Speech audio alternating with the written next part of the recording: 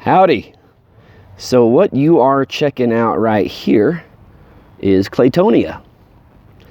So I call this my Claytonia Experiment because I think it sounds cool.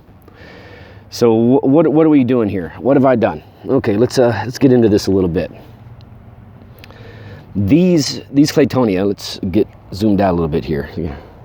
All of this little strip right here, that right there, you can see some back there. This was sprouted in pots and transplanted. If you read the literature, every now and then you might see it say that Claytonia does not take well to transplanting. And I want to assure you that I had absolutely no problem. It took quite well, as you can see. As a matter of fact, I probably should have culled it out because there are so many different individual plants in there. But I didn't cull it out because of what the literature said. This is my first time growing it. So it's supposed to be extremely winter hardy. In fact, I've eaten this in the Sierra Nevada and it was growing quite well there in late fall. So, and it gets much colder there than it does here.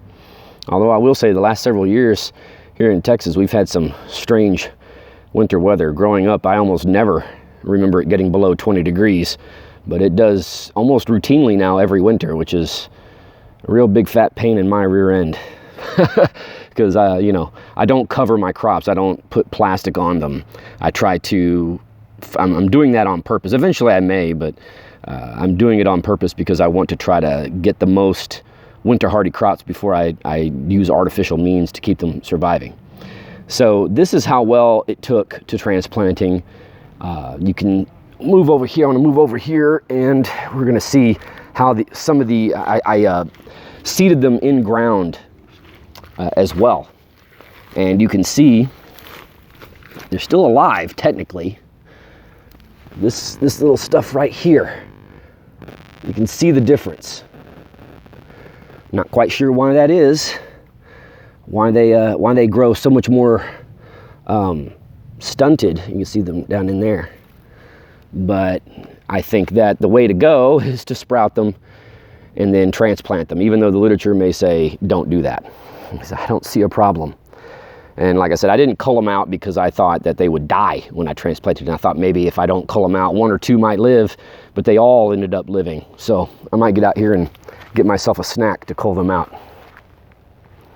Let's see, I put one, I used to have an artichoke here. Not Jerusalem, an actual purple artichoke. They grow really well. I think they're a decent permaculture option for this area. And we got another one here. You can see how the light comes through. I'll show you how that works. There it is, peeking through the holes in the canopy. So I would, if you're gonna grow my way, that's how I do it. I find these little spots within the forest that create the climate and the light conditions. I will cull out trees and tree limbs. I try my best not to kill whole trees because it's just really not necessary to create the light you need. So we're going to walk back to my peanut bed and see how the Claytonia over there is faring.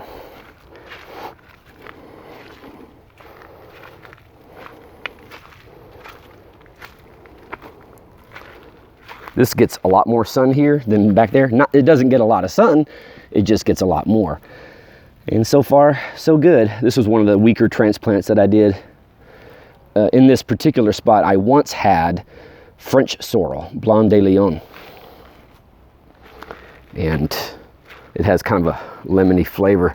I got two of them. Technically, I've got like, I want to say probably like 8 of them left on the property, but they're growing in only 2 spots. This is one of them, but it starts to pup off like a lot of other things do. And I could dig this up and then transplant it around to backfill what I lost.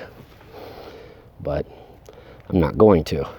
I probably should have got that blackberry out of there. And you can see the chard holding up. I don't know if I mentioned it, but we're going to have 19-degree temperatures Fahrenheit coming up here soon. And we're going to see how all this stuff does uncovered. Now, spoiler alert, I've already tested most of these. I already know how they're going to fare. You can see we have some water still trickling down the seasonal creek. And it puddles up here We had water in the hand-dug pond until recently, and I mentioned I punched a hole in the hand-dug pond, dug through the clay layer, and it drains a lot faster, so there's no water in there right now. I have to do some more digging and probably replace that clay layer.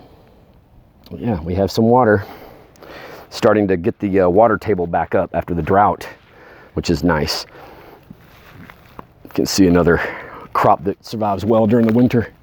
Strawberry, wild strawberry. All right, that was it. I just wanted to show off the Claytonia Experiment. I'm going to track this throughout the winter. I'm going to track it throughout the summer, and we're going to see how it works. I'm predicting that in the summertime, it's probably going to die. And hopefully, though, it seeds and self-seeds before it does. Oh, look at this. The blackberries. These are thornless blackberries that I have here.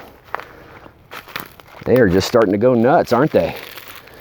They're spreading all over the place, which is exactly what I want. Thanks, nature. All right, folks, y'all have a Merry Christmas